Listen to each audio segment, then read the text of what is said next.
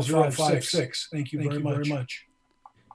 Thank you. Our next speaker is Matt Schlegel, to be followed by Shawnee Pinehouse. Welcome.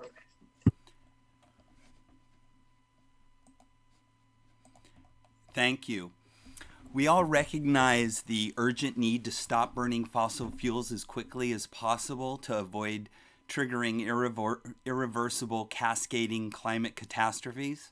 And thankfully, the city of Palo Alto recognizes the urgency of the climate crisis and is focusing on developing policies that help residents stop burning fossil fuels. And honestly, I can't think of a dumber way to use up our rapidly shrinking carbon budget than burning fossil fuels to heat water. That's perhaps the most banal way to precipitate climate catastrophe and mass extinction, which is why I'm glad the city is focusing on water heater replacement as part of our decarbonization plan. I'm eager to support this project, which is why I decided to proactively switch out our own water heater. I've already switched to electric vehicle, electric stovetop, home heating and cooling, so this was the last fossil fuel appliance to replace. I started the project by calling the first 3 contractors on the city's website. The first suggested I install solar panels first, and in any case, he was completely out of stock of heat pump water heaters due to supply chain issues. The second one asked me to fill out information and send pictures, which I did. They responded saying that they would not do the job because my electrical panel was not near the garage. The third actually came to my house and told me that once I had an electrician install the electrical power connection and had Home Depot deliver the unit, then they would come and install it. Really?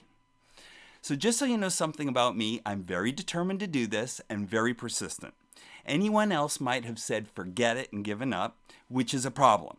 We need to make this process easier for residents. So on a whim, I checked the website of my HVAC installer and not a peep about water heaters. Undeterred, I called and asked, and they said sure.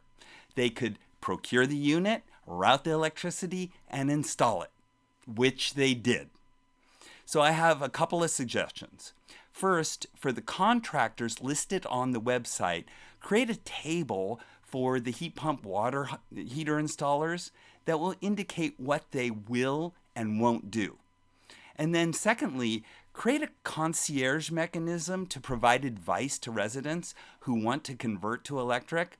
We don't want to require residents have an electrical engineering degree to replace their water heater. I started the project on February 25th, and the heat pump water heater was installed and working on April 7th, almost 6 weeks later. I was just glad that this wasn't a failure replacement project. We definitely need to make this easier so that even people who have failed units can easily install an electrical unit. Thank you. Thank you. Our next speaker